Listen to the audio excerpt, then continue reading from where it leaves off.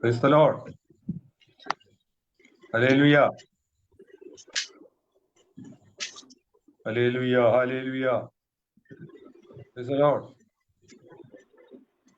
Stotram. Stotram.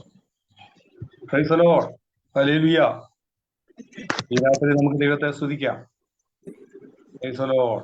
നല്ല മനോഹരമായ ഗാനങ്ങൾ പാടുവാൻ്റെ ഗുണം കർത്താവിന്റെ ദാസൻ പാസ്റ്റർ ഷാജി ജോസഫിനെയും കുടുംബത്തെയും ഒരിക്കൽ ചേർത്ത് ദൈവത്തെ സ്തുതിക്കാം.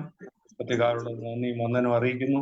കർത്താവ് ധാരാളമായി തന്റെ ദാസനെയും കുടുംബത്തെയും അനുഗ്രഹിക്കട്ടെ എന്ന് ആത്മാർത്ഥമായിട്ട് പ്രാർത്ഥിക്കുകയും ചെയ്യുന്നു. തുടർന്ന് നമ്മൾ പ്രാർത്ഥിക്കാൻ പോവുകയാണ്. ദൈവത്തിന് സ്തോത്രം. ഈ പേര് പറയുന്നവരുണ്ടെങ്കിൽ ദയവായി പ്രാർത്ഥനയിൽ സഹായിക്കുവാനായിട്ട് ഓർപ്പിക്കുകയാണ്. സ്തോത്രം. സിസ്റ്റർ ലത ഷാജി ഉണ്ടെങ്കിൽ ഇപ്പോൾ പ്രാർത്ഥിക്കാം. തുടർന്നുള്ളതായ ബൈബിൾ ക്ലാസിന്റെ എല്ലാ അനുഗ്രഹത്തിന് വേണ്ടിയും നമ്മുടെ മിനിസ്ട്രിയെ ഓർക്കുന്നുണ്ട്. ഹല്ലേലൂയ. സ്തോത്രം സ്തോത്രം. വാഗ്ദത്തത്തിന് വിശ്വസനായ ഞങ്ങളുടെ ദൈവമേ, സ്വർഗ്ഗീയ പിതാവേ, ഈ കർത്താവെ വെള്ളിയാഴ്ചയുടെ സന്ധ്യയുടെ അടുത്ത സമയത്ത് ബൈബിൾ സ്റ്റഡിയായി കടന്നു വരുവാൻ ദൈവയുടെ ആക്കി നല്ലവർക്കായി എന്റെ ദൈവത്തെ നന്ദിയോടെ സ്തുതിക്കുന്ന എന്മനമേ ഹോവയെ വാഴ്ത്തുക. എന്റെ സർവാന്തരംഗം എന്റെ വിശുദ്ധ നാമത്തെ വാഴ്ത്തുക. എന്മനമേ ഹോവയെ വാഴ്ത്തുക. എന്റെ ഉപകാരങ്ങളൊന്നും മറക്കരുതെന്ന് പറഞ്ഞ പ്രകാരം ഇന്ന് പകൽക്കാലം ഞങ്ങളുടെ പ്രാണപ്രിയൻ ഞങ്ങൾക്ക് വേണ്ടി ചെയ്ത സകല ഉപകാരങ്ങൾക്ക് നന്ദിയുള്ളവരായി യേശുവിന്റെ പാദത്തിൽ കടന്നു വരുന്നപ്പാ ദൈവമേ, ഞങ്ങളുടെ മിനിസ്റ്റർ സമ്പൂർണ്ണമായി ദൈവകരങ്ങളിൽ ഏൽപ്പിക്കുകയാണ്. ഹല്ലേലൂയ. കർത്താവ് ഇതിനെ വിശാലതയിലേക്ക് നടത്തണമേ. ഇതിനെ ഉയർച്ചയിലേക്ക് സമൃദ്ധിയിലേക്ക് നടത്തുമാറാകണമേ. നിന്റെ ദാസന്റെ വെളിപ്പാട് ദർശനങ്ങൾ കർത്താവേ, എന്റെ യേശു ചെന്നാളോളം നിന്റെ വേലയെ തേക്കുന്ന ദൈവം ഇതിനെ സമൃദ്ധിയിലേക്ക് നടത്തുമാറാകണമേ. അനേകാത്മാക്കളുമായി കടന്നു വരുവാനും കർത്താവെ അനുഗ്രഹിക്കപ്പെട്ട മീറ്റിങ്ങുകളെല്ലാം നടക്കുവാൻ ദൈവയുടെ ആക്കണമേ. സമയത്തിലേക്ക് ഇതിനെ നടത്തണമേ. പുലമ്പാട് നിങ്ങൾ പോയി യെരൂശലേം യഹൂദിലും പുലത്തിന്റെ അറ്റത്തോളം എന്റെ സാക്ഷികളാന്ന് പറഞ്ഞ പ്രകാരം ഇതിന്റെ മിനിസ്ട്രിയുടെ എല്ലാ പ്രവർത്തനങ്ങളും കർത്താവെ ദേശമെമ്പാടും വ്യാപിപ്പാന് തക്കതായ അഭിഷിക്തന്മാരെ ഞങ്ങൾക്ക് നൽകണമേ. പ്രാർത്ഥിപ്പാൻ ദാസ്യദാസന്മാരെ ഞങ്ങൾക്ക് നൽകണമേ. ഇടിവിൽ നിൽപ്പാൻ യൗവനക്കാരെ ഞങ്ങൾക്ക് നൽകുമാറാകണമേ. കരയുവാൻ പ്രാർത്ഥിപ്പാനും മാതാപിതാക്കളെ ബലപ്പെടുത്താൻ ഇന്ന് ബൈബിൾ ക്ലാസ്സിനെ കരങ്ങളിൽ ഏൽപ്പിക്കുന്നു. വചനം പഠിപ്പിക്കുന്ന ദാസനെ ദൈവകരങ്ങളിൽ സമ്പൂർണ്ണമായി ഏൽപ്പിക്കുകയാണപ്പാ. വചനം പഠിപ്പാൻ കർത്താവ് പഠിപ്പിപ്പാൻ ആവശ്യമായ ദൈവീക കൃപദാസന് നൽകണമേ. എല്ലാവരും കടന്നു വരട്ടെ കർത്താവ്. ഇത് ആളുകളില് ഉത്സുകരായി കടന്നു വരുവാന് വചനം വിളിച്ച് നിശ്ചയം പ്രാപിച്ച ദൈവരാജ്യമഹത്വത്തിനായി തീരുവാൻ ഞങ്ങൾക്ക് യഹോവേ ഞങ്ങൾക്കല്ല അവിടുത്തെ പൊന്നിരു മഹത്വം എടുക്കണം. നേത്രം വയ്ക്കുന്ന ദാസനെ ബലപ്പെടുത്തണമേ. എല്ലാ ശരീര ക്ഷീണവും കർത്താവ് വിടിവിക്കണമേ. ദാസനെയും കുടുംബമായി അനുഗ്രഹിക്കണമേ. തലമുറകളെ അനുഗ്രഹിക്കണമേ. ആവശ്യങ്ങൾ കർത്താവ് അത്ഭുതം പ്രവർത്തിക്കണമേ. സലിമതായ പാസ്റ്റർ ഓർത്ത് പ്രാർത്ഥിക്കുന്ന ദാസനെ അനുഗ്രഹിച്ചാട്ടെ. ആവശ്യങ്ങൾ കർത്താവ് അത്ഭുതം അങ്ങനെ കടന്നു വന്ന എല്ലാവരെയും പേരുപേരായി ഏൽപ്പിക്കുന്ന കർത്താവ് ഏതെല്ലാം വിഷയങ്ങളും ഒഴിഞ്ഞനുഭവമായി കടന്നു വന്നു നിറഞ്ഞ ഒരനുഭവത്തോടുകൂടി ഈ വചനം കേട്ട് കർത്താവെ ഞങ്ങൾ മടങ്ങുവാന് എന്റെ സ്വർഗത്തിലെ അപ്പനെ സഹായിക്കണം. അടിയരെ കരങ്ങളിൽ ഏൽപ്പിക്കുന്നു. പ്രാർത്ഥന കേട്ട് അൻപുള്ള യേശുവിൻ നാമത്തിൽ തന്നെ ആമേൻ. കേട്ട ദൈവത്തെ നമുക്ക് സ്തുതിക്കാം.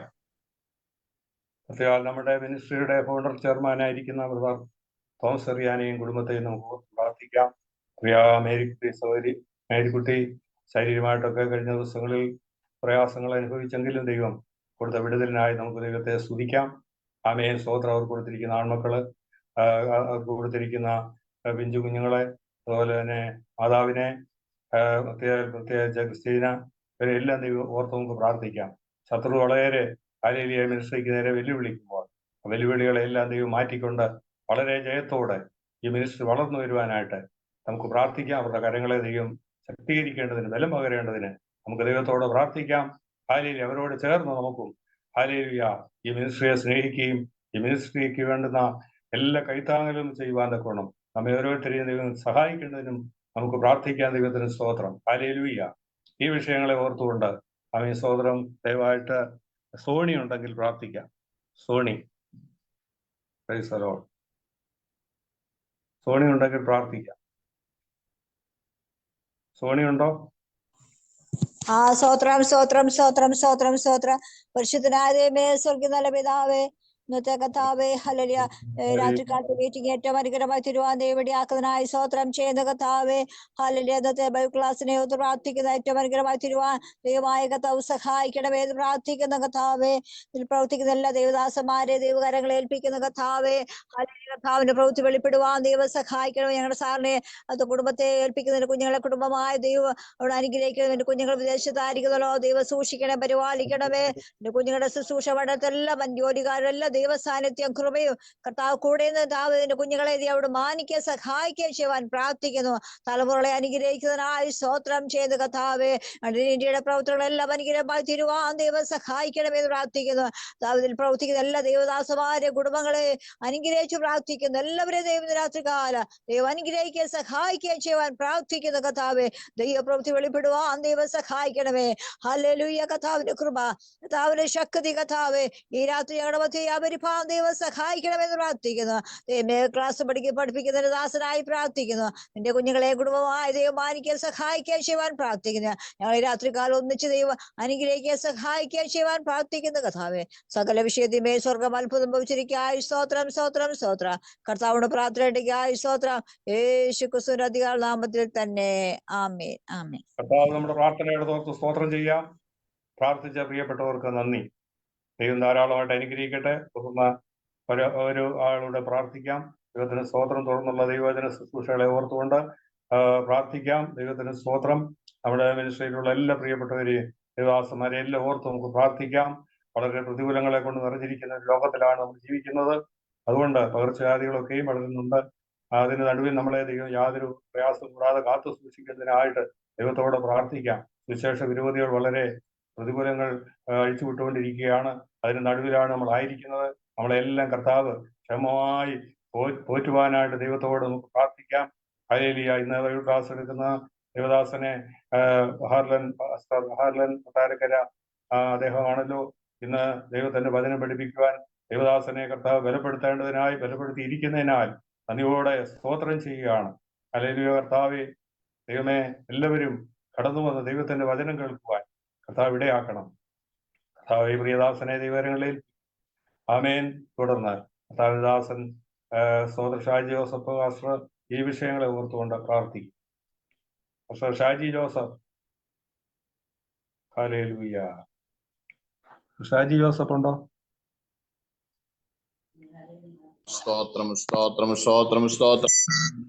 ഞങ്ങളുടെ സ്വർഗീയ നല്ല പിതാവേ, അവിടുത്തെ കരങ്ങളിലേക്ക് കർത്താവേ, അഭിഷിക്തൻ പറഞ്ഞതായ വിഷയവുമായി ഞങ്ങൾ കടന്നു വരുന്ന കർത്താവേ സ്തോത്രം. ഇന്ന് ഞങ്ങളുടെ മധ്യത്തിൽ കർത്താനാഥ വചനത്തിന്റെ ആ പരിജ്ഞാനം വിളമ്പാൻ അഭിഷേകം ചെയ്ത് അയച്ചിരിക്കുന്ന ദൈവദാസനായി പ്രാർത്ഥിക്കുന്നു. ഏറിയ പരിജ്ഞാനം കൊണ്ട് ദൈവം നിറയ്ക്കണമെന്ന് പ്രാർത്ഥിക്കും. വചനത്തിന്റെ ഓരോരോ വാക്കുകളും വചനങ്ങളും കർത്താവെ അത് വ്യാഖ്യാനിക്കുവാൻ ഞങ്ങൾക്ക് ദൈവമേ ഹല്ലേലൂയ അത് വിളമ്പി തരുവാൻ തന്റെ ദാസനെ ദൈവം അവിടുന്ന് അഭിഷേകം ചെയ്തിരിക്കുന്നതിനായി സ്തോത്രം. ശ്രദ്ധയോടുകൂടി ഞങ്ങളെല്ലാം അത് കേൾക്കുവാനും ദൈവമേ ഞങ്ങളുടെ ജീവിതത്തിൽ അത് ഫലപ്രദമായി തീരുവാൻ ദൈവം സഹായിക്കണമെന്ന് ആഗ്രഹമുള്ള ഹൃദയം ഞങ്ങൾക്ക് തെരുമാറാകണമെന്ന് പ്രാർത്ഥിക്കുന്ന കർത്താവെ, തന്റെ ദാസനെ ദൈവോട് മുറ്റുമായി അനുഗ്രഹിക്കണമെന്ന് പ്രാർത്ഥിക്കുന്നു. പ്രവർത്തനങ്ങളെല്ലാം ദൈവം അനുഗ്രഹിച്ചു മാനിക്കണമെന്ന് പ്രാർത്ഥിക്കുന്ന കർത്താവെ, ഹല്ലേലൂയ ഹല്ലേലൂയ ഹല്ലേലൂയ. സ്വർഗത്തിലെ അപ്പച്ചാ ഞങ്ങളുടെ അപേക്ഷ യാചനയോട് കൈക്കൊണ്ടതിനായി സ്തോത്രം. യേശുക്രിസ്തുവിന്റെ ധന്യമുള്ള നാമത്തിൽ തന്നെ ആമേൻ.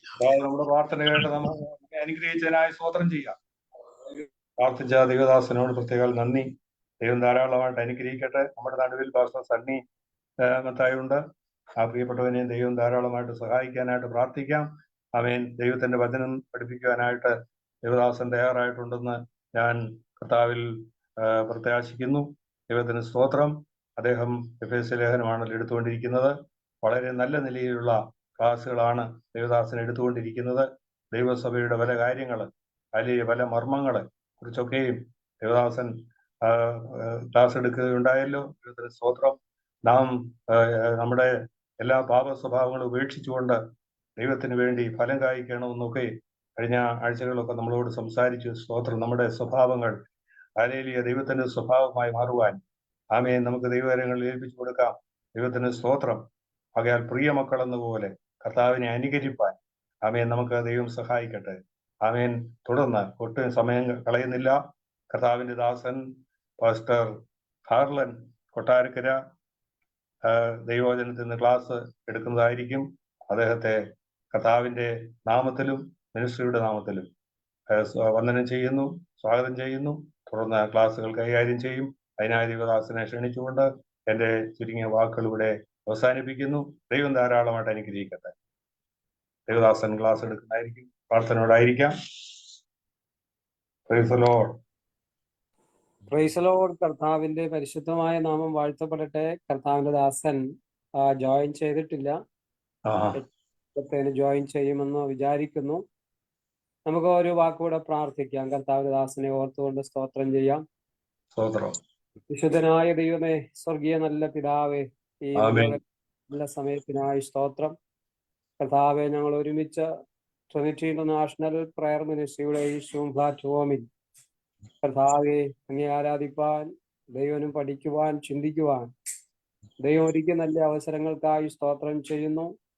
ഇന്ന് ഈ രാത്രിയിൽ കർത്താവെ ഈ മീറ്റിംഗ് ലീഡ് ചെയ്യുന്ന കർത്താവിന്റെ ദാസൻ MS എബ്രഹാം ബാസയെയും കുടുംബത്തെ ഞങ്ങൾ ഓർത്ത് സ്തോത്രം ചെയ്യുന്നു. ദൈവമായ കർത്താവ് ഇത്രത്തോളം ബലപ്പെടുത്തി സഹായിച്ചു.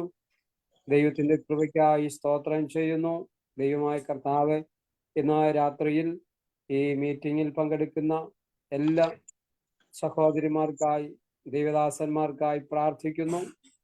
കർത്താവ് അവിടുന്ന് ഓരോരുത്തരെയും സഹായിക്കണം, അനുഗ്രഹിക്കണമേ. അവർക്ക് ആവശ്യമായ ദൈവിക ആലോചന ദൈവദാസനിൽ കൂടി കർത്താവ് കേൾപ്പിക്കേണ്ടതിനായി പ്രാർത്ഥിക്കുന്നു. കർത്താവ് ഈ മിനിസ്ട്രിയുടെ പ്രവർത്തനത്തിന് വേണ്ടി പ്രാർത്ഥിക്കുന്നു. എല്ലാ പ്രവർത്തനങ്ങളെയും ദൈവം അനുഗ്രഹിക്കുമാറാകണമെന്ന് പ്രാർത്ഥിക്കുന്ന കർത്താവ്, എന്നാൽ ഈ സമയം ബൈബിൾ ക്ലാസ് എടുക്കുന്ന കർത്താവിന്റെ ദാസൻ ഹാർലന് വേണ്ടി ഞങ്ങൾ പ്രാർത്ഥിക്കുന്നു. ദൈവമായ കർത്താവ് തന്നെ സഹായിക്കണം. വേഗത്തിൽ പ്രാർത്ഥിക്കുന്നു. ദൈവമായ കർത്താവിന്റെ കരങ്ങളിൽ ഏൽപ്പിക്കുന്നു. യേശു കർത്താവിൻ നാമത്തിൽ കേൾക്കണമേ സ്വർഗീയ നല്ല പിതാവേ. ആമേൻ. ആമേൻ. ആമേൻ. Praise the Lord. സ്തോത്രം. ഹല്ലേലൂയ. കർത്താവിന്റെ നാമം വാഴ്ത്തപ്പെടട്ടെ. കർത്താവിന്റെ ദാസൻ ജോയിൻ ചെയ്തില്ല ഇതുവരെ. ജോയിൻ ചെയ്യുമെന്ന് വിശ്വസിക്കുന്നു. കർത്താവിന്റെ ദാസൻ ജോയിൻ ചെയ്യും വരെയും ചില കാര്യങ്ങൾ നമുക്ക് വചനത്തിൽ നിന്ന് നമുക്ക് അല്പമായി ഒന്ന് ചിന്തിക്കാം. കർത്താവിന്റെ ദാസൻ ജോയിൻ ചെയ്യുമ്പോൾ ഞാൻ പിന്മാറുകയും കർത്താവിന്റെ ദാസൻ തുടർന്ന് ക്ലാസ് എടുക്കുകയും ചെയ്യും. ാണല്ലോ നമ്മൾ പഠിച്ചുകൊണ്ടിരിക്കുന്നത്. എഫേസ്യ ലേഖനം ലേഖനങ്ങളുടെ റാണി എന്നാണ് എഫേസ്യ ലേഖനത്തെ കുറിച്ച് പണ്ഡിതന്മാർ പറയുന്നത്.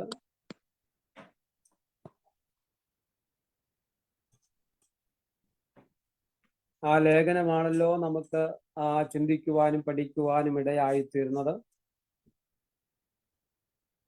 ഇന്നത്തെ ഈ മീറ്റിംഗിൽ പങ്കെടുക്കുന്ന എല്ലാവരെയും ഓർത്ത ദൈവത്തെ സ്തുതിക്കുന്നു. ഇന്ന് ഈ മീറ്റിംഗ് ലീഡ് ചെയ്യുന്ന കർത്താവിന്റെ ദാസ് MS എബ്രഹാം ബാസയെ ഓർത്ത് സ്തോത്രം ചെയ്യുന്നു. എല്ലാവർക്കും ക്രിസ്തുയേശുവിലുള്ള സ്നേഹവന്ദനത്തെ അറിയിക്കുകയാണ്. ദൈവമായ കർത്താവ് നമ്മെ ഒരുമിച്ച് അവിടുന്ന് സഹായിക്കട്ടെ.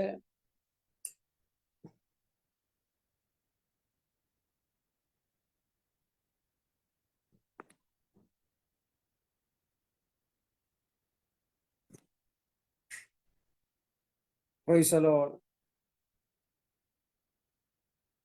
എഫേസ്യ ലേഖനം 1-ാമത്തെ അധ്യായം അതിന്റെ 5-ാമത്തെ വാക്യം നമുക്ക് ദൈവസന്നിധിയിൽ വായിക്കാം. ഞാൻ ഒരിക്കൽ കൂടെ പറയുന്നു, കർത്താവിന്റെ ദാസൻ ജോയിൻ ചെയ്യുമ്പോൾ ഞാൻ പിന്മാറുന്നതായിരിക്കും. 1-ാമത്തെ അധ്യായം അതിന്റെ 5-ാമത്തെ വാക്യത്തിൽ ഇങ്ങനെ നമ്മൾ വായിക്കുന്നു: നമ്മെ അവനിൽ തിരഞ്ഞെടുക്കുകയും തിരുഹിതത്തിന്റെ പ്രസാദപ്രകാരം യേശുക്രിസ്തു മുഖാന്തരം നമ്മെ ദത്തെടുക്കേണ്ടതിന്.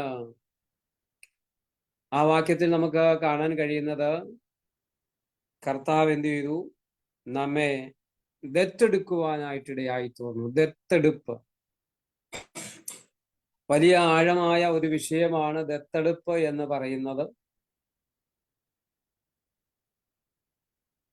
കർത്താവിലാണ് നമ്മൾ എന്ത് ചെയ്തത്? തിരഞ്ഞെടുക്കുകയും തിരുഹിതത്തിന്റെ പ്രസാദപ്രകാരം യേശുക്രിസ്തു മുഖാന്തരം നമ്മെ ദത്തെടുത്തു. പിതാവായ ദൈവം നമ്മെ എന്ത് ചെയ്തു? ദത്തെടുക്കുവാനായിട്ടിടയായി തീർന്നു.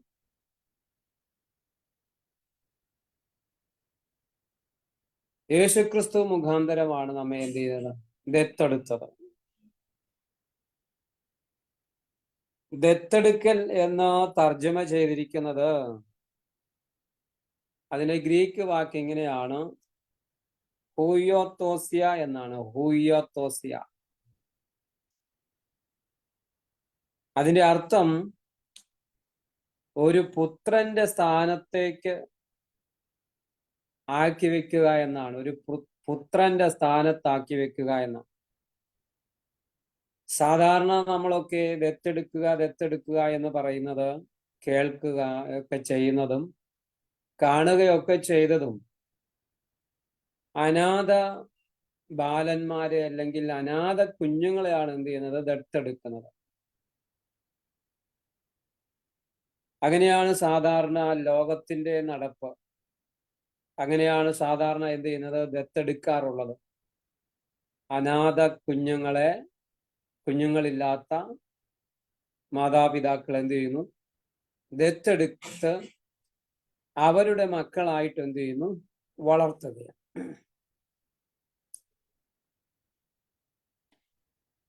ഇവിടെ ഹൂയിത്തോസിയ എന്ന പദം പ്രായപൂർത്തിയെത്തിയ യൗവനക്കാരെ ഉദ്ദേശിച്ചാണ് ഉപയോഗിച്ചിരിക്കുന്നത്. എന്നാൽ ഇവിടെ അനാഥരെ ദത്തെടുക്കുന്ന കാര്യമല്ല പറയുന്നത്. അനാഥരെ ദത്തെടുക്കുന്ന കാര്യമല്ല പറയുന്നത്. അതായത് അപ്പനും അമ്മയും ഉള്ള ഒരു മകനെ പ്രായപൂർത്തിയായി കഴിയുമ്പോൾ അവനെ എന്ത് ചെയ്യുന്നറിയാമോ? ചുമതലകൾ ഏറ്റെടുക്കുവാൻ പ്രായമായി കഴിയുമ്പോൾ അവനെ പുത്രന്റെ സ്ഥാനത്താക്കി വെക്കുന്ന ഒരു ചടങ്ങ് യഹൂദന്മാരുടെ ഇടയിലുണ്ട്. വേദപുസ്തക നാടുകളിൽ ഒരു യുവാവ് എത്തുകയും ചുമതലകൾ ഏറ്റെടുക്കുവാനുള്ള കഴിവ് പ്രകടിപ്പിക്കുകയും ചെയ്തു കഴിഞ്ഞാൽ അവന്റെ പിതാവ് ഒരു പരസ്യമായ ചടങ്ങിൽ കൂടി അവനെ പുത്രന്റെ സ്ഥാനത്താക്കി വെക്കുന്ന ഒരു ചടങ്ങുണ്ട് യഹൂദന്മാരുടെ ഇടയിൽ.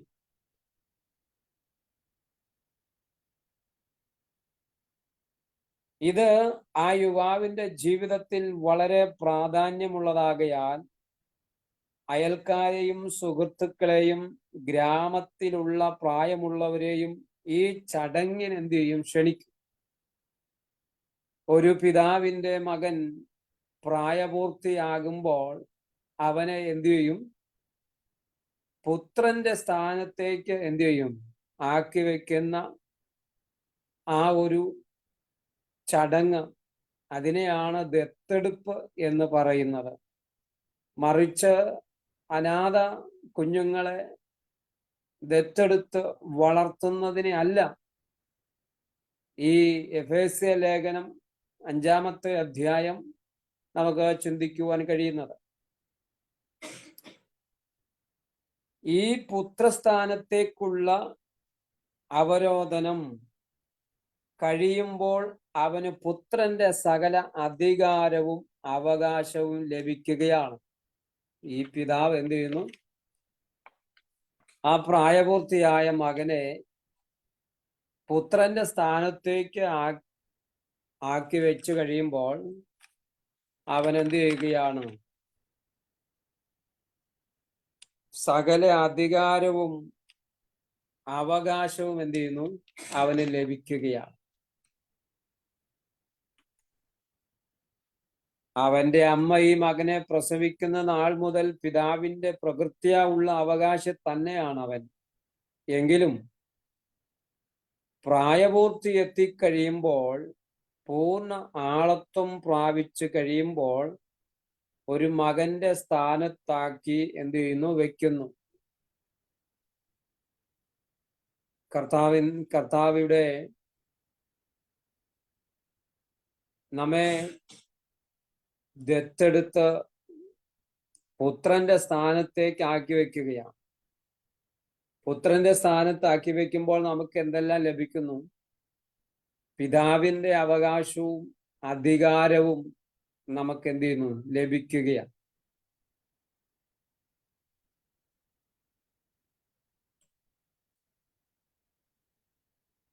ഇതിനെയാണ് ഈ 1-ാമത്തെ അധ്യായം 5-ാമത്തെ വാക്യത്തിൽ ദത്തെടുക്കൽ എന്ന് പറയുന്നത്. അപ്പോസ്തലനായ പൗലോസ്ലീഗ ഗലാത്യ ലേഖനം എഴുതുമ്പോൾ ഇങ്ങനെ സൂചിപ്പിക്കുന്നുണ്ട്: അവകാശി സർവത്തിനും യജമാനൻ എങ്കിലും ശിശു ആയിരിക്കുന്നിടത്തോളം ദാസനേക്കാൾ ഒട്ടും വിശേഷതയുള്ളവനല്ല. പിതാവ് നിശ്ചയിച്ച അവധിയോളം രക്ഷകന്മാർക്കും ഗൃഹവിചാരകന്മാർക്കും കീഴ്പ്പെട്ടവനത്രേ എന്ന് ഗലാത്യ ലേഖനം 4-ാം അധ്യായം 1-2 വാക്യങ്ങൾ പറയുകയാണ്. അവകാശി സർവത്തിനും യജമാനൻ എങ്കിലും ശിശു ആയിരിക്കുന്നിടത്തോളം ദാസനേക്കാൾ ഒട്ടും വിശേഷതയുള്ളവനല്ല. ഒരു ശിശുവിനെ സംബന്ധിച്ചിടത്തോളം അവൻ ആ ഭവനത്തിലെ സകലതിൻ്റെയും അവകാശിയാണ്. പക്ഷേ അവൻ ആരാണ്? ശിശുവാണ്. അവൻ സകലത്തിനും യജമാനനാണ്. പക്ഷെ ശിശു ആയിരിക്കുന്നിടത്തോളം ആ വീട്ടിലെ ദാസനേക്കാൾ ഒട്ടും വിശേഷതയില്ല. എല്ലാ കാര്യങ്ങളും ആരാ ചെയ്യുന്നത്? ദാസനാ ചെയ്യുന്നത്. ഈ ശിശു ആ വീട്ടിലെ ആ യജമാനനാണ്. പക്ഷെ അതിന്റെ അധികാരമോ അവകാശമോ അവന് എന്ത് ചെയ്യാൻ കഴിയുന്നില്ല? ഉപയോഗിക്കാൻ കഴിയുന്നില്ല. കാരണം എന്താണ്? അവന് പ്രായമായില്ല. ആ വീട്ടിലെ അവകാശിയായ ആ പുത്രൻ പ്രായപൂർത്തിയാകുമ്പോൾ അവനെ പിതാവ് എന്ത് ചെയ്യുന്നു? ദത്തെടുക്കുന്നു, പുത്രന്റെ സ്ഥാനത്തേക്ക് ആക്കി വെക്കുന്നു. അതാണ് അപ്പോസ്തലനായിരിക്കുന്ന പൗലോസ് ശ്ലീഹ ഗലാത്യ ലേഖനത്തിൽ പറയുന്നത്, അവകാശി സർവത്തിനും യജമാനൻ എങ്കിലും ശിശുവായിരിക്കുന്നിടത്തോളം ദാസനേക്കാൾ ഒട്ടും വിശേഷതയുള്ളവനല്ല. പിതാവ് നിശ്ചയിച്ച അവധിയോളം അവൻ രക്ഷകന്മാർക്കും ഗൃഹവിചാരകന്മാർക്കും കീഴ്പ്പെട്ടവനത്രേ എന്ന് ഞാൻ പറയുന്നു. അവൾ പിതാവ് നിശ്ചയിച്ച ഒരു സമയമുണ്ട്. എന്താണ് ആ സമയം? പ്രായപൂർത്തിയാകുന്ന സമയത്ത് അവനെ എന്ത് ചെയ്യുന്നു? സകലതിനും അവകാശിയാക്കിക്കൊണ്ട് പിതാവിന്റെ സ്വത്തിനും പിതാവിന്റെ സകല അവകാശങ്ങൾക്കും അധികാരിയാക്കി തീർക്കുന്ന ഒരു ദിവസമുണ്ട്. ആ ദിവസത്തെയാണ് അപ്പോസ്തലനായ പൗലോസ് ശ്ലീഹ ഗലാത്യ ലേഖനം 4-ാം അധ്യായം 2-ാമത്തെ വാക്യത്തിൽ പറയുന്നത്, പിതാവ് നിശ്ചയിച്ച അവധിയോളം. അപ്പോൾ ആ കുഞ്ഞിന്, ആ ഭവനത്തിലെ ആ ശിശുവിന് ഒരവധിയുണ്ട്. ആ അവധിയെ എത്ര നാളാണ്? അവൻ പ്രായപൂർത്തിയാകുന്നത് വരെ. പ്രായപൂർത്തിയാകുന്നത് വരെ അവൻ ആരാണ്? ശിശുവാണ്. ദാസനേക്കാൾ ഒട്ടും വിശേഷത ഉള്ളവനല്ല. നമ്മെ കർത്താവ് വിളിച്ച് വേർതിരിച്ചു, നമ്മെ അവൻ ദത്തെടുത്തു.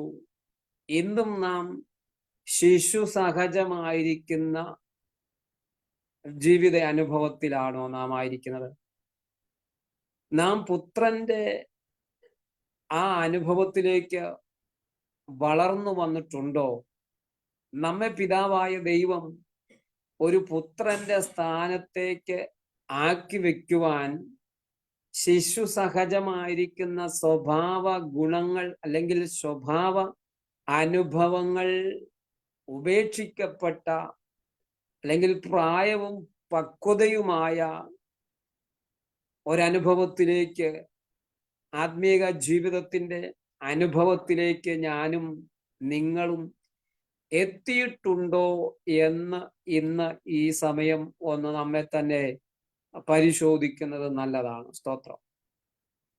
ഇവിടെ പറയുന്നു, പിതാവ് നിശ്ചയിച്ച അവധിയോളം അവൻ രക്ഷകന്മാർക്കും ഗൃഹവിചാരകന്മാർക്കും കീഴ്പ്പെട്ടവൻ അത്രേ എന്ന് ഞാൻ പറയുന്നു.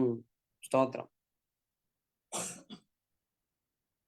പിതാവ് നിശ്ചയിക്കപ്പെട്ട അവധിയോളം അവൻ രക്ഷകന്മാർക്ക് കീഴടങ്ങിയിരിക്കുകയാണ്.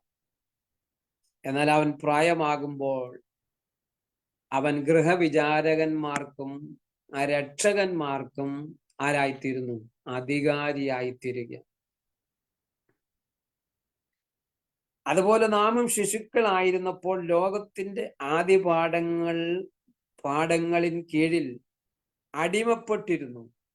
എന്നാൽ കാലസമ്പൂർണത വന്നപ്പോൾ ദൈവം തന്റെ പുത്രനെ സ്ത്രീയിൽ നിന്ന് ജനിച്ചവനായി, ന്യായപ്രമാണത്തിന് കീഴ് ജനിച്ചവനായി നിയോഗിച്ചതുപോലെ അവൻ ന്യായപ്രമാണത്തിന് കീഴുള്ളവരെ വിലയ്ക്ക് വാങ്ങിയിട്ട് നാം പുത്രത്വം പ്രാപിക്കേണ്ടതിന് തന്നെ എന്നവിടെ പറയുക. അപ്പോസ്തലനായിരിക്കുന്ന പൗലോസ് ശ്ലീഹ അവിടെ ഗലാത്യ ലേഖനം 4-ാം അധ്യായം 1, 2, 3 വാക്യങ്ങളിൽ പറയുന്നു, അവകാശി സർവത്തിനും യജമാനനെങ്കിലും ശിശുവായിരിക്കുന്നിടത്തോളം ദാസനേക്കാളൊട്ടും വിശേഷതയുള്ളവനല്ല. അവൻ ആരാണ്? അവകാശിയാണ്, പക്ഷേ ശിശുവാണ്. ഇത് ഒരു ക്രിസ്ത്യാനിയുടെ ചിത്രമാണ് നമുക്ക് കാണാൻ കഴിയുന്നത്. ഇതുപോലെ ഒരു ദൈവ പൈതൽ ദൈവം പുത്രൻ എന്ന അവൻ്റെതായ സ്ഥാനത്തേക്ക് ആക്കി വെക്കപ്പെടും. അതിനു മുൻപേ എന്ത് ചെയ്യണം? വളർച്ച എന്ന പ്രക്രിയയിലൂടെ നാം എന്ത് ചെയ്യണം? കടന്നു പോകേണ്ടിയിരിക്കുന്നു. കർത്താവ് നമ്മെ എന്ത് ചെയ്യും? പുത്രന്റെ സ്ഥാനത്താക്കി വെക്കപ്പെടുന്ന ഒരനുഭവമുണ്ട്. അതിനു മുൻപേ നാം എന്ത് ചെയ്യണം? വളർച്ച എന്ന പ്രക്രിയയിലൂടെ എന്ത് ചെയ്യണം? കടന്നു പോകേണ്ടതാണ്. സ്തോത്രം. നമ്മൾ ഒരുപക്ഷെ വിചാരിക്കും, യോഹന്നാന്റെ സുവിശേഷം 1-ാമത്തെ അധ്യായം അതിന്റെ 12-ാമത്തെ വാക്യത്തിൽ നമ്മൾ വായിക്കുന്നു, അവനെ കൈക്കൊണ്ട് അവന്റെ നാമത്തിൽ വിശ്വസിക്കുന്ന ഏവർക്കും ദൈവമക്കളാകുവാൻ അവൻ അധികാരം കൊടുത്തു എന്ന് നാം വായിക്കുന്നു. അപ്രകാരം നാം ആരായിത്തീരുന്നു? ദൈവമക്കളായിത്തീരുന്നു. നാം ആരാണ്? ദൈവമക്കളാണ്. ഈ ദൈവ മകനായ, ദൈവമകളായ ഈ ശിശുവായിരിക്കുന്ന ഞാനും നിങ്ങളും എന്ത് ചെയ്യണം? ആത്മീകമായി വളരുവാനിടയായി തീരണം. വളർച്ച പ്രാപിക്കണം. വളർച്ച പ്രാപിക്കുമ്പോഴാണ് നമ്മെ എന്ത് ചെയ്യുന്നത്? പുത്രന്റെ സ്ഥാനത്തേക്ക് ദൈവം ആക്കി വെക്കുന്നത്. പുത്രന്റെ സ്ഥാനത്തേക്ക് ആക്കി വെക്കുമ്പോൾ നമുക്ക് അവന്റെ അധികാരം ഉപയോഗിക്കാൻ കഴിയും. അവന്റെ അവകാശം ഉപയോഗിക്കാൻ കഴിയും. പലപ്പോഴും നമുക്ക് എന്ത് ചെയ്യാൻ കഴിയുന്നില്ല? ദൈവത്തിന്റെ അധികാരവും അവകാശവും ഉപയോഗിക്കാൻ കഴിയുന്നില്ല. നാം എന്ത് ചെയ്യുന്നു? പരാജയപ്പെട്ടു പോകുകയാണ്.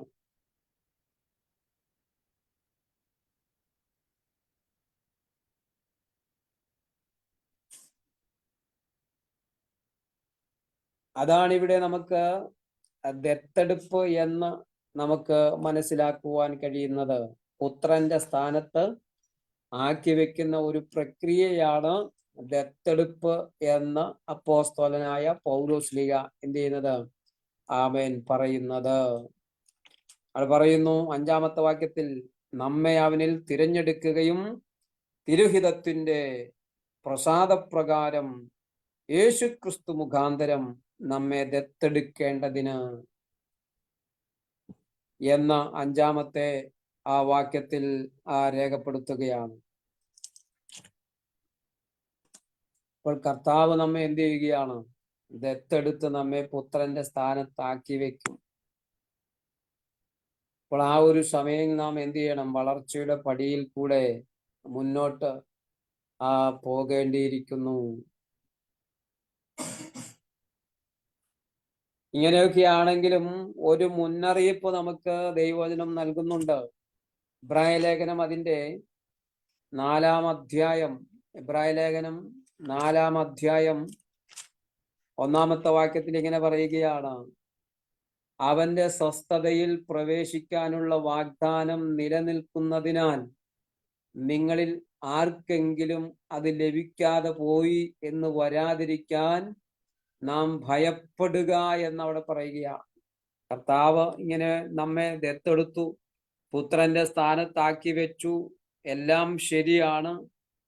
എങ്കിലും അവന്റെ സ്വസ്ഥതയിൽ പ്രവേശിക്കാനുള്ള വാഗ്ദാനം നിലനിൽക്കുന്നതിനാൽ നിങ്ങളിൽ ആർക്കെങ്കിലും അത് ലഭിക്കാതെ പോയി എന്ന് വരാതിരിക്കാൻ നാം ഭയപ്പെടുക.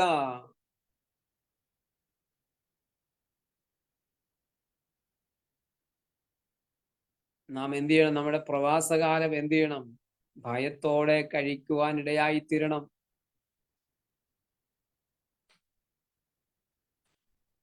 ഇവിടെ ഇങ്ങനെ പറയുന്നു, അവന്റെ സ്വസ്ഥതയിൽ പ്രവേശിക്കുവാനുള്ള വാഗ്ദാനം നിലനിൽക്കുന്നതിനാൽ നിങ്ങളിൽ ആർക്കെങ്കിലും അത് ലഭിക്കാതെ പോയി എന്ന് വരാതിരിപ്പാൻ നാം ഭയപ്പെടുക. അപ്പോൾ ക്രിസ്തീയ ജീവിതത്തിൽ എന്തുണ്ട്? ലഭിക്കാതെ പോകുമോ എന്നുള്ള ഒരു ഭയം. അതുകൊണ്ടാണ് അപ്പോസ്തലനായ പൗലോസ്ലീഹ പറയുന്നത്, പ്രാപിക്കാമോ എന്ന് വെച്ച് ഞാനും എന്ത് ചെയ്യുക? ഓടുകയാണ്. പ്രാപിക്കാമോ എന്ന് വെച്ച് പ്രാപിച്ചു എന്നോ എല്ലാം തികഞ്ഞു എന്നോ എന്നല്ല അപ്പോസ്തലനായ പൗലോസ്ലീഹ പറയുന്നത്. പ്രാപിക്കാമോ എന്ന് വെച്ച് താനും എന്ത് ചെയ്യുന്നു? ഓടുന്നു. അപ്പോൾ ഇതിനിടയിൽ ബിരുദ തെറ്റിപ്പോകുവാൻ സാധ്യതയുണ്ട്. ശത്രു നമ്മെ പരാജയപ്പെടുത്തുവാൻ സാധ്യതയുണ്ട്. അതുകൊണ്ട് നാം എന്ത് ചെയ്യണം? നമ്മുടെ പ്രവാസകാലം ഭയത്തോടെ കഴിക്കുവാൻ, ഭയഭക്തിയോടെ ദൈവസന് നിലനിൽക്കുവാൻ ഇടയായിത്തീരണം. അതുകൊണ്ട് ഒരിക്കൽ രക്ഷിക്കപ്പെട്ടു എന്ന് കരുതി എങ്ങനെയെങ്കിലും ജീവിച്ചാൽ നമ്മുടെ രക്ഷ എന്ത് ചെയ്യും? നഷ്ടപ്പെട്ടു പോകും. നിത്യരക്ഷയെക്കുറിച്ച് പണ്ഡിതന്മാർ പറയുന്നുണ്ട്. ദൈവം നമ്മെ രക്ഷിച്ചു, ദൈവം നമുക്ക് രക്ഷ തന്നു, ആ രക്ഷ നഷ്ടപ്പെടുകയില്ല എന്ന് പറയുന്നവരും. എന്നാൽ ദൈവം തന്ന രക്ഷ നഷ്ടപ്പെടുത്തില്ല. പക്ഷേ ദൈവം തന്ന രക്ഷ നാം നഷ്ടപ്പെടുത്തി കളയുന്ന ജീവിത അനുഭവങ്ങൾ നമ്മുടെ ജീവിതത്തിൽ ഉണ്ടാകാൻ സാധ്യതയുണ്ട്. അങ്ങനെ നാം രക്ഷ വേണ്ട എന്ന് വെച്ചാൽ എന്ത് ചെയ്യും? നമ്മുടെ രക്ഷ എന്ത് ചെയ്യും? നഷ്ടപ്പെട്ടു പോകും. റോമാലേഖനം അതിന്റെ 8-ാമത്തെ അധ്യായം 13-ാമത്തെ വാക്യത്തിൽ ഇങ്ങനെ വായിക്കുന്നു. റോമാലേഖനം 8-ാം അധ്യായം 13.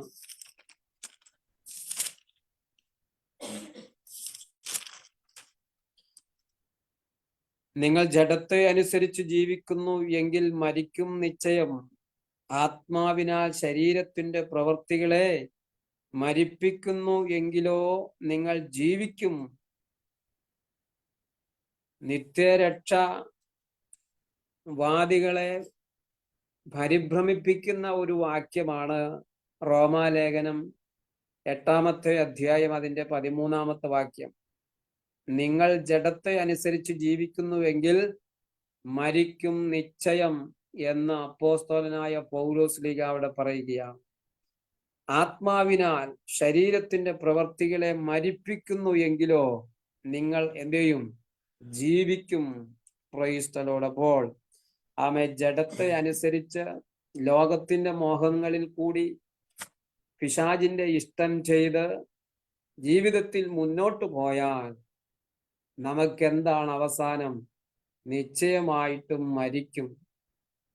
ശാരീരിക മരണത്തെക്കുറിച്ചല്ല അവിടെ പറയുന്നത്. ആത്മീക മരണവും നിത്യമരണത്തെക്കുറിച്ചാണ് അവർ പറയുന്നത്. നിത്യമായ മരണം. എന്നാൽ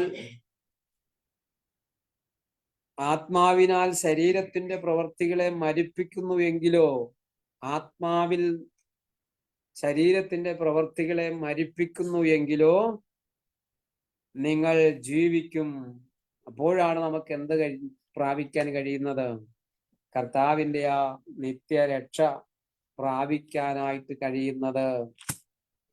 അതുകൊണ്ട് നമ്മുടെ ക്രിസ്തീയ ജീവിതത്തിൽ ദൈവം നമ്മെ വിളിച്ചു, വേർതിരിച്ചു, നമ്മെ ദത്തെടുത്തു, പുത്രന്റെ സ്ഥാനത്തേക്ക് ആക്കി വെച്ചു, ഒക്കെ ശരിയാണ്. പക്ഷേ ഏത് നിമിഷവും എന്ത് ചെയ്യാൻ സാധ്യതയുണ്ട്? ഈ പിന്മാറിപ്പോകുവാനുള്ള സാധ്യതയുണ്ട്. ആ ഒരു അനുഭവത്തിലാണ് എന്ത് ചെയ്യുന്നത്? ലോകത്തിന്റെ പോക്കും ലോകത്തിന്റെ അവസ്ഥയും ഒക്കെ. അതുകൊണ്ട് വിശ്വാസത്തിൽ ഉറപ്പും ധൈര്യവുമുള്ളവരായി കർത്താവിനെ നോക്കി, കർത്താവിന്റെ മുഖത്തേക്ക് നോക്കി യാത്ര ചെയ്യുവാൻ നമുക്ക് നമ്മുടെ ജീവിതത്തെ നമുക്ക് ഏൽപ്പിച്ചു കൊടുക്കാം. എബ്രായ ലേഖനം അതിന്റെ 12-ാമത്തെ വാക്യത്തിൽ പറയുന്നു, ആകയാൽ നാമും സാക്ഷികൾ ഇത്ര വലിയൊരു സമൂഹം നമുക്ക് ചുറ്റും നിൽക്കുന്നത് കൊണ്ട് സകല ഭാരവും മുറുകെ പറ്റുന്ന പാപവും വിട്ട് നമുക്ക് മുൻപിൽ വെച്ചിരിക്കുന്ന ഓട്ടം സ്ഥിരതയോടെ ഓടുക. ഓട്ടം എന്ത് ചെയ്യണം? സ്ഥിരതയോടെ ഓടണം. വിശ്വാസത്തിന്റെ നായകനും പൂർത്തി വരുത്തുന്നവനുമായ യേശുവിനെ നോക്കുക. എവിടെ നോക്കണം? വിശ്വാസത്തിന്റെ നായകനെ നോക്കണം. വിശ്വാസത്തിന്റെ നായകനാരാണ്? പഴയ നിയമ വിശുദ്ധന്മാരല്ല നമ്മുടെ വിശ്വാസത്തിന്റെ നായകൻ. പുതിയ നിയമ വിശുദ്ധന്മാരുമല്ല നമ്മുടെ വിശ്വാസത്തിന്റെ നായകൻ. നമ്മുടെ വിശ്വാസത്തിന്റെ നായകൻ അത് കർത്താവായ യേശുക്രിസ്തു മാത്രമാണ്. പഴയ നിയമ വിശുദ്ധന്മാരെ നോക്കിയാൽ നാം പരാജയപ്പെടും. പുതിയ നിയമത്തിലുള്ള വിശുദ്ധന്മാരെ നോക്കിയാലും നാം പരാജയപ്പെടും. എന്നാൽ പരാജയപ്പെടാത്ത ഒരു അനുഭവം എന്ന് പറയുന്നത്, നമ്മെ നിലനിർത്തുന്ന അനുഭവം എന്ന് പറയുന്നത്, നമ്മെ വഴി നടത്തുവാൻ കഴിയുന്ന, നമ്മെ ശക്തീകരിക്കുന്ന കർത്താവായ യേശു ക്രിസ്തുവിനെ നോക്കുവാൻ ഇടയായി തീരണം. തന്റെ മുമ്പിൽ വെച്ചിരുന്ന സന്തോഷമോർത്ത് അവൻ അപമാനം അലക്ഷ്യമാക്കി ക്രൂശിനെ സഹിക്കുകയും ദൈവസിംഹാസനത്തിന്റെ വലതുഭാഗത്തിരിക്കുകയും ചെയ്തു. നിങ്ങളിൽ ക്ഷീണിച്ചും നിങ്ങളുടെ ഹൃദയം ക്ഷീണിച്ചും മടുക്കാതിരിക്കാൻ പാപികളാൽ തനിക്ക് നേരിട്ട ഇങ്ങനെയുള്ള വിരോധം സഹിച്ചവനെ ധ്യാനിച്ചുകൊള്ളുക. സ്തോത്രം. അവിടെ പറയുന്നു, ഒന്നാമത് നിങ്ങളുടെ മുൻപിൽ വെച്ചിരിക്കുന്ന ഓട്ടം സ്ഥിരതയോടെ ഓടുക. രണ്ടാമത്തെ കാര്യം, വിശ്വാസത്തിന്റെ നായകനായിരിക്കുന്ന യേശുവിനെ നോക്കുക. മൂന്നാമത്തേത്, ക്ഷീണിച്ചു മടുക്കാതിരിക്കുവാൻ ഇങ്ങനെയുള്ള വിരോധം സഹിച്ചവനെ ധ്യാനിച്ചുകൊള്ളുക.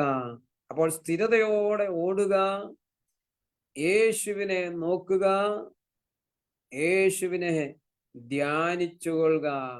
3 അനുഭവങ്ങൾ നമ്മുടെ വിശ്വാസ ജീവിതത്തിൽ, നമ്മുടെ പ്രായോഗിക അനുഭവങ്ങളിൽ വിശ്വാസത്തിൽ നിലനിൽക്കുവാനും വിശ്വാസത്തിൽ മുന്നേറുവാനും ക്ഷീണിച്ച് തളർന്നു പോകാതെ ഇരിക്കുവാനും അപ്പോസ്തലനായ പൗലോസ് ശ്ലീഹ എബ്രായ ലേഖനം 12-ാം അധ്യായം അതിന്റെ 1, 2, 3 വാക്യത്തിൽ നമ്മെ ഓർമ്മിപ്പിക്കുകയാണ്.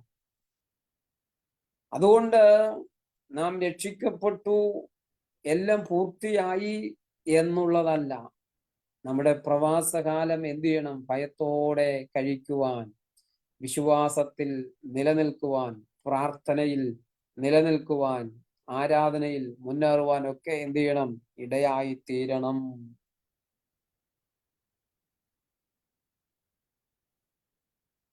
ഈ പുത്രത്വത്തിന്റെ ഒരു അനുഭവമാണ് നമുക്ക് കർത്താവായ യേശുക്രിസ്തുവിന്റെ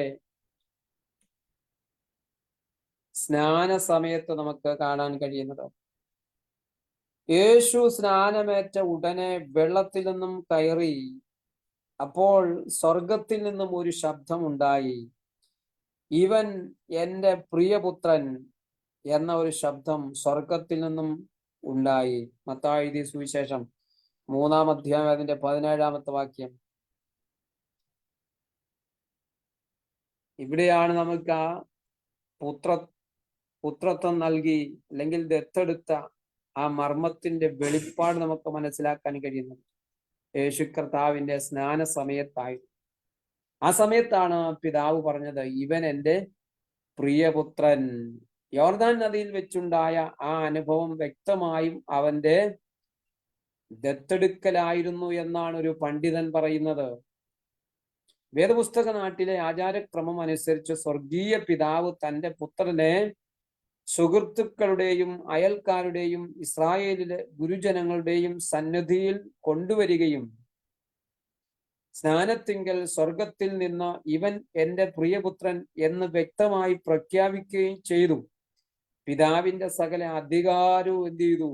അവന് നൽകപ്പെട്ടു.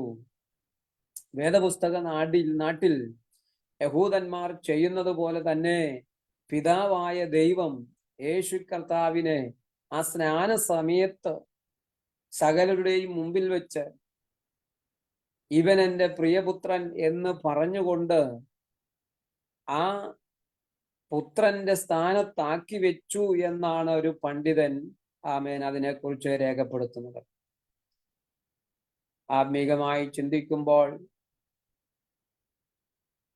നമുക്ക് ആ ഒരു അനുഭവത്തിലേക്ക്, ആ ഒരു അവസ്ഥയിലേക്ക് നമുക്കും അതിനെ ചിന്തിക്കുവാനായിട്ട് കഴിയും. ഈ ദത്തെടുക്കുന്ന ഒരു പുത്രന് ലഭിക്കുന്ന 3 അധികാരങ്ങളുണ്ട്. ദത്തെടുക്കുന്ന പുത്രൻ ലഭിക്കുന്ന 3 അധികാരങ്ങൾ. ഒന്ന്, പിതാവിന്റെ പേര് ഉപയോഗിക്കുവാനുള്ള അധികാരം ലഭിക്കുന്നു. പിതാവിന്റെ പേര് ഉപയോഗിക്കാനുള്ള അധികാരം ദത്തെടുക്കപ്പെട്ട പുത്രൻ എന്ത് ചെയ്യുന്നു? ലഭിക്കുകയാണ്. രണ്ട്, മറ്റൊരാളുടെ, അതായത് പിതാവിന്റെ പേരിൽ പ്രവർത്തിക്കുവാനുള്ള അധികാരം, പിതാവിന്റെ പേരിൽ പ്രവർത്തിക്കുവാനുള്ള അധികാരം, പിതാവിന്റെ ധനത്തിന്റെ ഉപയോഗം, അതായത് പിന്തുടർച്ചാധികാരം ലഭിക്കുന്നു. പിന്തുടർച്ചാധികാരം ലഭിക്കുന്നു. അടുത്തത്, പിതാവുമായി ഒന്നായിരിക്കുന്നത് കൊണ്ട് പിതാവുമായുള്ള സമത്വം, പിതാവിന്റെ അധികാരവും ശക്തിയുടെയും ഉപയോഗം ഈ ദത്തെടുക്കപ്പെട്ട പുത്രന് ലഭിക്കുന്നു. ഇവയെല്ലാം നമുക്ക് യേശു കർത്താവിനോടുള്ള ബന്ധത്തിൽ അവന് ലഭിക്കപ്പെട്ടു എന്ന് വേദപുസ്തകത്തിൽ നിന്ന് നമുക്ക് മനസ്സിലാക്കാനായിട്ട് കഴിയും. പിതാവായ ദൈവത്തിന്റെ അധികാരവും ആ അധികാരം ഉപയോഗിക്കാനുള്ള അനുവാദവും എല്ലാം എന്ത് ചെയ്തു? കർത്താവായ യേശു ക്രിസ്തുവിന് ലഭിക്കപ്പെട്ടു എന്ന് നമുക്ക് ആമേൻ മനസ്സിലാക്കുവാൻ കഴിയുകയാണ്. ദൈവം തനിക്ക് പ്രിയനായവനിൽ നമുക്ക് സൗജന്യമായി നൽകിയ തന്റെ കൃപാമഹത്വത്തിന്റെ പുകഴ്ചയ്ക്കായി സ്നേഹത്തിൽ നമ്മെ മുൻ നിയമിക്കുകയും ചെയ്തുവല്ലോ എന്ന് അവിടെ രേഖപ്പെടുത്തുകയാണ്. കർത്താവ് എന്ത് ചെയ്തു? നമുക്ക് സൗജന്യമായി നൽകിയ തന്റെ കൃപാമഹത്വത്തിന്റെ പുകഴ്ചയ്ക്കായി ദൈവം യേശു ക്രിസ്തുവിൽ കൂടെ നമുക്ക് നൽകിയ, സൗജന്യമായി നൽകിയ ഒരനുഭവമാണ് രക്ഷ എന്ന് പറയുന്നത്. നമ്മൾ ആരും വില കൊടുത്തു വാങ്ങിയതല്ല രക്ഷ. ഏത് രക്ഷയാണ്? ആത്മാവിന്റെ രക്ഷ. ഭൗതിക രക്ഷയല്ല, മറിച്ച് ആത്മാവിന്റെ രക്ഷ നമുക്ക് എന്ത് ചെയ്തു? ദൈവം നമുക്ക് പുത്രനിൽ കൂടെ നൽകുവാനിടയായി തീർന്നു. അതാണ് താൻ പറയുന്നത്, ദൈവം തനിക്ക് പ്രിയനായവനിൽ നമുക്ക് സൗജന്യമായി നൽകിയ തന്റെ കൃപാമഹത്വത്തിന്റെ പുകഴ്ചയ്ക്കായി സ്നേഹത്തിൽ നമ്മെ മുൻ നിയമിക്കുകയും ചെയ്തുവല്ലോ.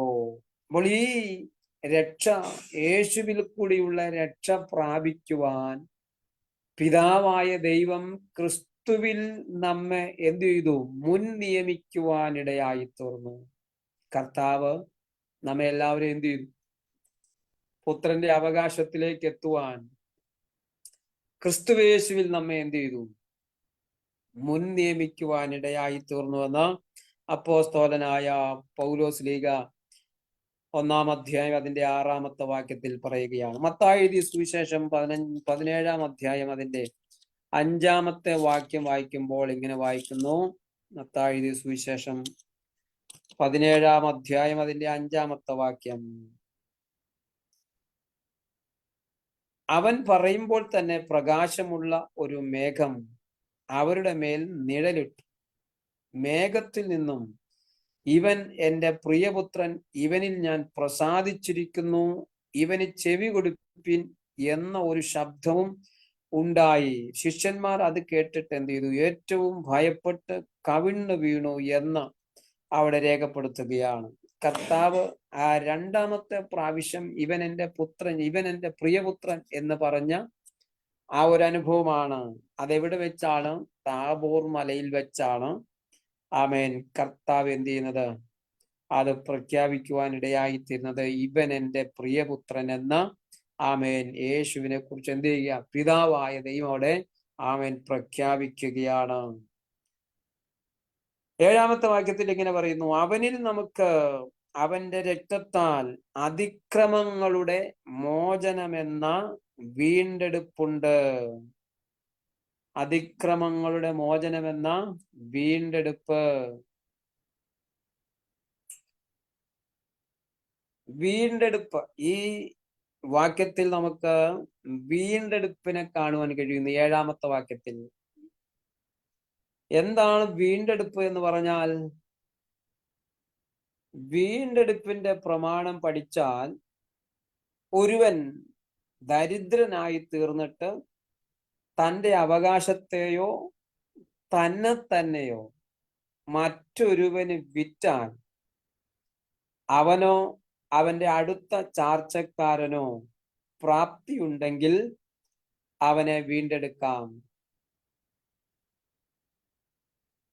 ഒരുത്തൻ ദരിദ്രനായി തീർന്നിട്ട് തൻ്റെ അവകാശത്തെയോ തന്നെ തന്നെയോ മറ്റൊരുത്തന് വിറ്റാൽ അവനോ അവന്റെ അടുത്ത ചാർച്ചക്കാരനോ പ്രാപ്തിയുണ്ടെങ്കിൽ അവനെ എന്ത് ചെയ്യാം? മോചന ദ്രവ്യം കൊടുത്ത് വീണ്ടെടുക്കാനായിട്ട് കഴിയും.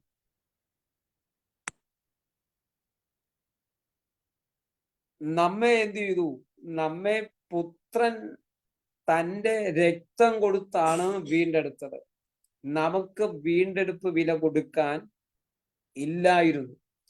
നമുക്ക് വീണ്ടെടുപ്പ് വില കൊടുക്കാൻ സാധ്യമല്ലായിരുന്നു. അതുകൊണ്ടാണ് അപ്പോസ്തലനായ പത്രോസ്ലീഹ പറയുന്നത്, നിങ്ങളെ വീണ്ടെടുത്തിരിക്കുന്നത് പൊന്നോ വെള്ളിയോ വിലയേറിയ വസ്തുക്കളെ കൊണ്ടല്ല, പിന്നെയോ ക്രിസ്തു എന്ന നിർദോഷ യേശുവിന്റെ രക്തത്താലാണ് നമ്മെ എന്ത് ചെയ്തത്? വീണ്ടെടുക്കുവാൻ ഇടയായി തീർന്നത്. പൊന്നിനോ വെള്ളിക്കോ മറ്റു യാതൊന്നിനോ എന്ത് ചെയ്യാൻ കഴിഞ്ഞില്ല, നമ്മെ വീണ്ടെടുക്കുവാൻ കഴിഞ്ഞില്ല. വീണ്ടെടുപ്പിന് അതൊന്നും പര്യാപ്തമായി വന്നില്ല. അപ്പൊ നമ്മളെ വീണ്ടെടുത്തത് കുഞ്ഞാടിന്റെ രക്തത്താലാണ്. കുഞ്ഞാടിന്റെ രക്തം നമുക്ക് എന്തായി തീർന്നു?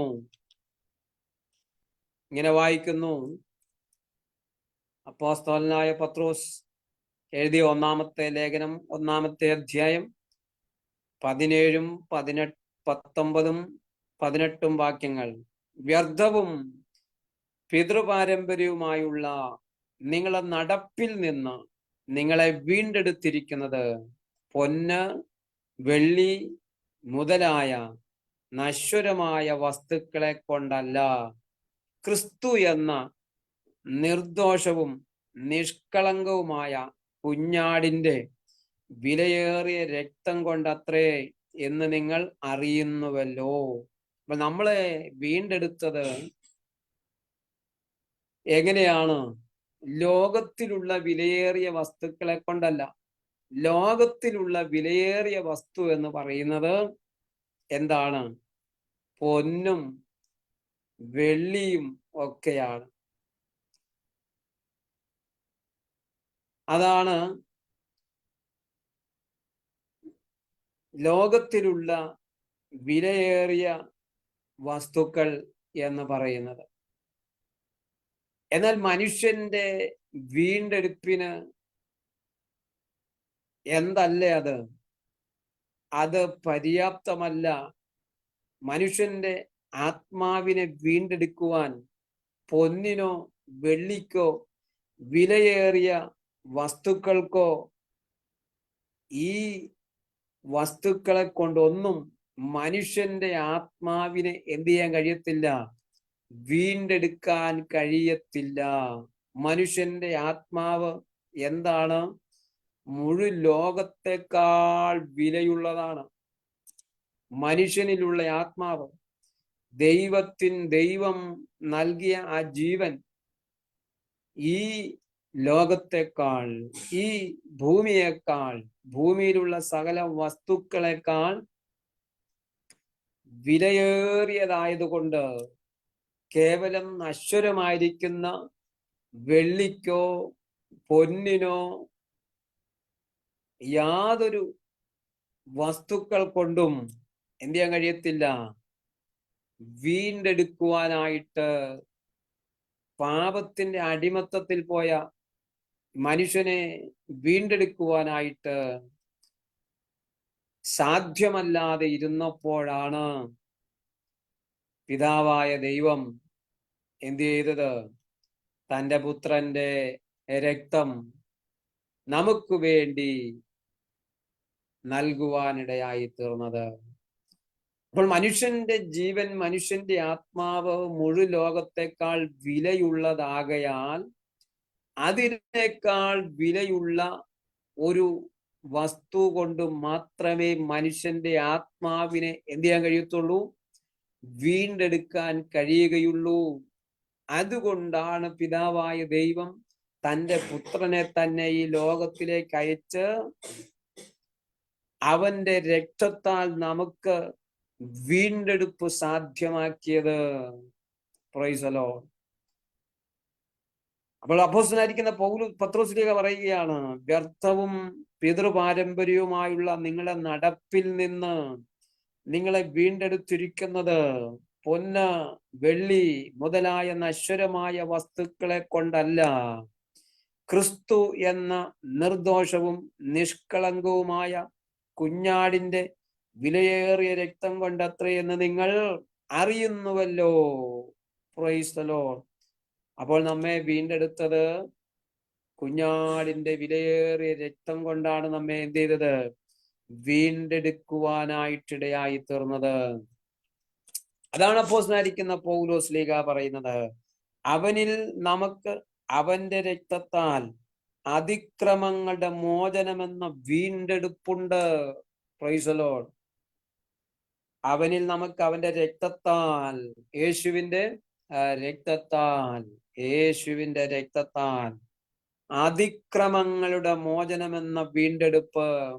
പാപത്തിൽ നിന്നുള്ള മോചനം, അതിക്രമത്തിൽ നിന്നുള്ള മോചനം, പിശാചിന്റെ അടിമത്തത്തിൽ നിന്നുള്ള മോചനം, ഈ ലോകത്തിൽ നിന്നുള്ള മോചനം.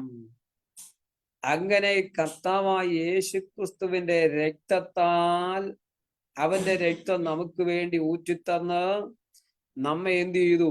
പിശാചിന്റെ അടിമത്തത്തിൽ നിന്നും, ശാപത്തിന്റെ അടിമത്തത്തിൽ നിന്നും നമ്മെ വീണ്ടെടുത്തത്, രക്ഷിച്ചത് യേശുവിന്റെ രക്തത്താലാണ്. ആ യേശുവിന്റെ രക്തത്തിന് മാത്രമേ ഒരു മനുഷ്യന്റെ പാപത്തിന് പരിഹാരം വരുത്താൻ, ആ മനുഷ്യനെ ശുദ്ധീകരിക്കാൻ, ആ മനുഷ്യനെ നിർമ്മലീകരിക്കാൻ, ആ മനുഷ്യനെ നീതീകരിക്കുവാൻ, ആ മനുഷ്യനെ ആ ദൈവത്തോട് അടുപ്പിക്കുവാൻ, ദൈവത്തോട് അടുത്തു ചെല്ലുവാൻ കഴിയണമെങ്കിൽ ഈ യേശുവിന്റെ രക്തത്താൽ എന്ത് ചെയ്യണം? കഴുകൽ പ്രാപിക്കണം. ഈ ലോകത്തിലുള്ള പുണ്യനദികളിൽ മുങ്ങിയാലോ കുളിച്ചാലോ നമുക്ക് എന്ത് ചെയ്യാൻ കഴിയുന്നില്ല? ശുദ്ധി പ്രാപിക്കാൻ കഴിയുന്നില്ല. കാരണം ഈ ലോകം അശുദ്ധി കൊണ്ട് നിറഞ്ഞതാണ്. ഇവിടെ എവിടെയും എന്തില്ല? ശുദ്ധിയുള്ള ജലമില്ല. കാരണം ഇതെല്ലാം അശുദ്ധമാണ്. എന്നാൽ നമ്മെ ശുദ്ധമാക്കുന്നത്, നമ്മെ ശുദ്ധി വരുത്തുന്നത് യേശുവിന്റെ രക്തത്താലാണ്. നമ്മുടെ എല്ലാം രക്തം എന്തായിരുന്നു? പാപം നിറഞ്ഞ രക്തമാണ്. ന്യായപ്രമാണം പഠിക്കുമ്പോൾ മനുഷ്യന്റെ ജീവൻ അടങ്ങിയിരിക്കുന്ന, അല്ലെങ്കിൽ മനുഷ്യന്റെ ജീവൻ നിലനിൽക്കുന്നത് രക്തത്തിലാണ്. രക്തം വാർന്നു പോയാൽ അവൻ എന്ത് ചെയ്യുന്നു? മരിച്ചു പോകുന്നു.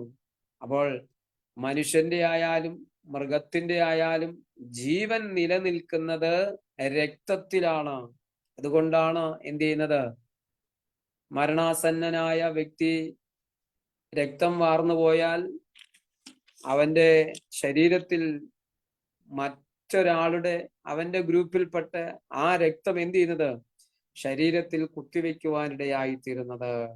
അപ്പോൾ ജീവൻ എവിടെ നിലനിൽക്കുന്നു? രക്തത്തിൽ നിലനിൽക്കുന്നു. അപ്പോൾ യേശുവിന്റെ രക്തത്താലാണ് നമ്മെ എന്ത് ചെയ്തത്?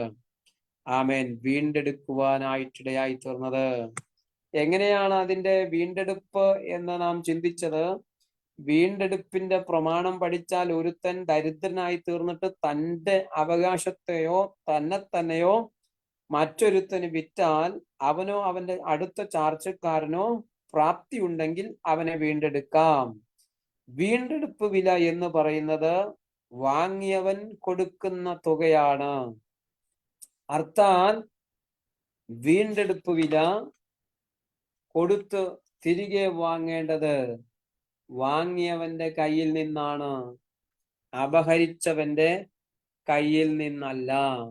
ചിലര് പറയാറുണ്ട് വീണ്ടെടുപ്പ് വില കൊടുത്തത് പിശാചിനാണെന്ന്. സാത്താനാണ് വീണ്ടെടുപ്പ് വില കൊടുത്ത് സാത്താന്റെ കയ്യിൽ നിന്നാണ് യേശു മനുഷ്യരാശിയെ മുഴുവൻ രക്ഷിച്ചതെന്ന് പഠിപ്പിക്കുന്നവരും പറയുന്നവരുമുണ്ട്. വീണ്ടെടുപ്പ് വില കൊടുത്തത് ആർക്കാണ്? പിശാചിനല്ല. വീണ്ടെടുപ്പ് വില കൊടുത്തത് ദൈവത്തിനാണ്. ദൈവത്തിനാണ് വീണ്ടെടുപ്പ് വില കൊടുത്തത്. സാത്താൻ അവന് വീണ്ടെടുപ്പ് വില കൊടുക്കേണ്ട കാര്യമില്ല. മനുഷ്യൻ തന്നെത്താൻ എന്ത് ചെയ്യുകയായിരുന്നു? വിറ്റ് കളയുകയായിരുന്നു. തന്നെത്താൻ വിറ്റ് കളയുകയായിരുന്നു. ദൈവത്തിന്റെ മനുഷ്യൻ തന്നെത്താൻ എന്ത് ചെയ്തു? വിറ്റ് കളഞ്ഞു. അതുകൊണ്ട് വീണ്ടെടുപ്പ് വില കൊടുക്കേണ്ടത് ദൈവത്തിനാണ്. വീണ്ടെടുപ്പ് വില കൊടുക്കേണ്ടത്. സാത്താൻ മനുഷ്യനെയും അവന്റെ അവകാശത്തെയും വഞ്ചിച്ച് കൈവശപ്പെടുത്തിയ അനർഹ കൈവശക്കാരനാണ്. സാത്താൻ മനുഷ്യനെയും അവന്റെ അവകാശത്തെയും വഞ്ചിച്ച് കൈവശപ്പെടുത്തിയതാണ്. ദൈവം പറഞ്ഞു നിങ്ങൾ ഭക്ഷിക്കരുത് എന്ന് പറഞ്ഞ വൃക്ഷത്തിന്റെ ഫലം പറിച്ചു. അവർ ഭക്ഷിച്ചു. ദൈവകൽപ്പന അനുസരിക്കാതെ വന്നപ്പോൾ അവരെന്ത് ചെയ്തു? പാപത്തിൽ വീണു. അതിന് പ്രേരിപ്പിച്ചതാരാണ്? പിശാചാണ്. സാത്താൻ അവന്റെ അവകാശത്തെ എന്ത് ചെയ്യുകയാ? വഞ്ചിച്ച് കൈവശപ്പെടുത്തുകയായിരുന്നു. അവന്റെ കയ്യിൽ നിന്നും അത് വിലയ്ക്ക് വാങ്ങുകയല്ല വേണ്ടത്. വഞ്ചിച്ചവന്റെ കയ്യിൽ നിന്നും, വഞ്ചിച്ചെടുത്തവന്റെ കയ്യിൽ നിന്നും നാം എന്ത് ചെയ്യത്തില്ല? അതിന്റെ മൂല്യം കൊടുത്ത് അവനോട് ആ വസ്തു നമ്മൾ വാങ്ങാറില്ല. നമ്മുടെ ഒരു എന്തെങ്കിലും ഒരു വിലപിടിപ്പുള്ള ഒരു വസ്തു മറ്റൊരുവൻ അപഹരിച്ചു എന്നിരിക്കട്ടെ, അത് സൂത്രത്തിൽ കൂടെയോ അല്ലെങ്കിൽ ഏതെങ്കിലും വിധത്തിൽ അത് വഞ്ചിച്ചെടുത്താൽ ആ വസ്തു തിരികെ വാങ്ങുവാൻ നാം എന്ത് ചെയ്യത്തില്ല? അവന് മൂല്യം കൊടുക്കുകയില്ല, മൂല്യം കൊടുക്കാറില്ല. എങ്ങനെയെങ്കിലും അധികാരം കൊണ്ടോ നിയമം കൊണ്ടോ നാം എന്ത് ചെയ്യും? അത് വാങ്ങിച്ച് തിരികെ എടുക്കാനാണ് ശ്രമിക്കുക. എന്ന് പറഞ്ഞതുപോലെ സാത്താൻ മനുഷ്യന്റെ അവകാശത്തെയും വഞ്ചിച്ച് കൈവശപ്പെടുത്തിയ അനർഹ കൈവശക്കാരനാണ്. അവന്റെ കയ്യിൽ നിന്നും അത് വിലയ്ക്ക് വാങ്ങുകയല്ല, അവനെ അതിൽ നിന്നും നിഷ്കാസനം ചെയ്ത് ശിക്ഷിക്കുകയാണ് വേണ്ടത്. അവനെ, സാത്താനെ എന്ത് ചെയ്യും?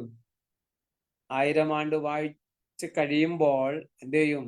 പിശാചിനെ ഗന്ധകം കത്തുന്ന തീപ്പൊയ്കിലേക്ക് തള്ളിയിടും. ഇപ്പോഴവനും അവന്റെ കിങ്കരന്മാരും എന്ത് ചെയ്യുന്നു? പ്രവർത്തിച്ചു കൊണ്ടിരിക്കുക. എന്നാൽ അവനെ പൂർണ്ണമായി നശിപ്പിക്കുന്ന, അവനെ പൂർണ്ണമായി ഇല്ലാതാക്കുന്ന, പിശാചിനെ തകർക്കുന്ന ഒരു അനുഭവം വരാൻ പോകുകയാണ്. അത് നമ്മുടെ കർത്താവ് എന്ത് ചെയ്യും? അവനെ തകർക്കുന്ന അനുഭവത്തിലേക്ക് വരികയാണ്. അപ്പോൾ ആകയാൽ തൻ്റെ രക്തം വീണ്ടെടുപ്പ് വിലയായി കൊടുത്തത്, യേശു തൻ്റെ രക്തം വീണ്ടെടുപ്പ് വിലയായി കൊടുത്തത് സാത്താനല്ല. വീണ്ടെടുപ്പ് വില കൊടുത്തത് ദൈവത്തിനാണ്. വീണ്ടെടുപ്പ് വില കൊടുത്ത് സാത്താനെ തൃപ്തിപ്പെടുത്തുകയല്ല, അവനെ പിടിച്ചു കെട്ടി തീപ്പൊയ്കയിൽ തള്ളിക്കളയുകയത്രേ ചെയ്യുന്നത്. സാത്താനെ പിടിച്ചു കെട്ടി തീപ്പൊയ്കയിൽ ഇട്ട് കളയുകയാണ് അവസാനം ചെയ്യുന്നത്. വീണ്ടെടുപ്പ് വില ആർക്കാണ് കൊടുക്കേണ്ടത്?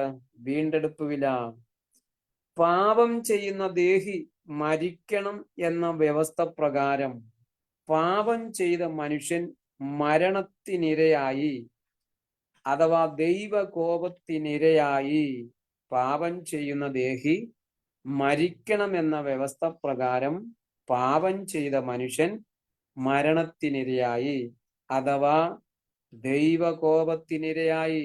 മനുഷ്യൻ എന്തിനാ ഇരയായത്? ദൈവകോപത്തിനിരയായി തീരുകയായിരുന്നു. മനുഷ്യനെ രക്ഷിക്കേണ്ടത് ദൈവകോപത്തിൽ നിന്നാണ് മനുഷ്യനെ രക്ഷിക്കേണ്ടത്. ദൈവകോപത്തിൽ നിന്നാണ്.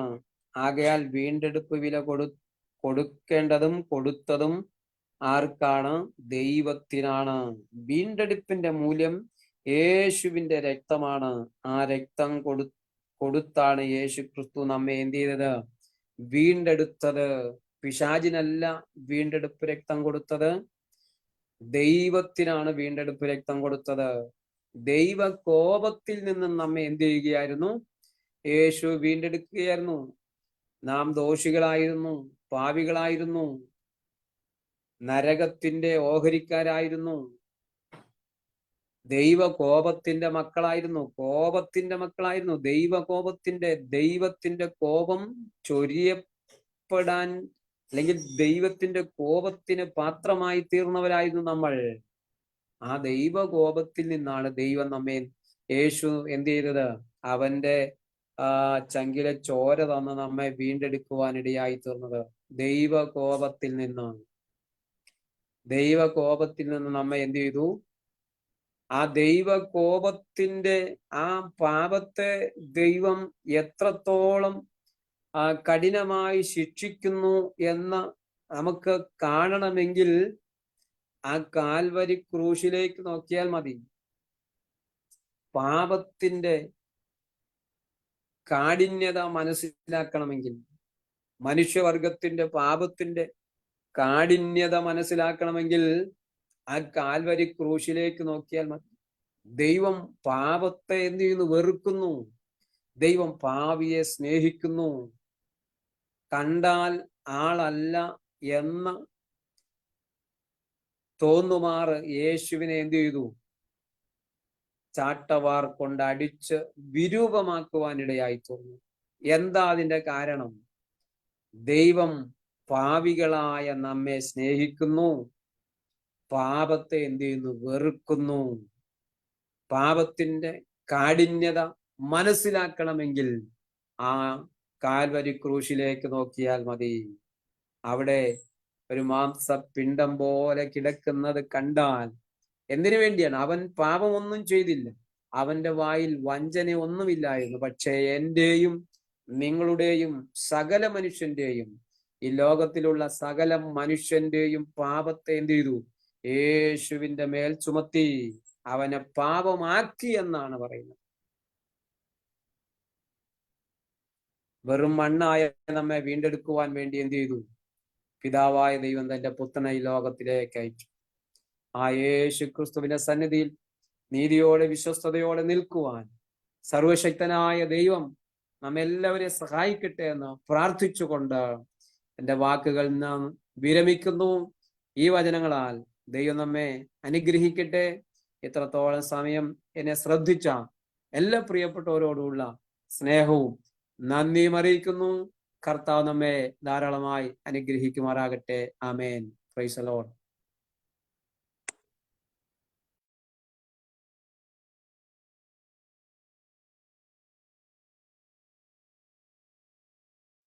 പക്ഷേ മൈക്ക് മൂട്ടാണ്, മൈക്ക് ഓൺ ആക്കണം.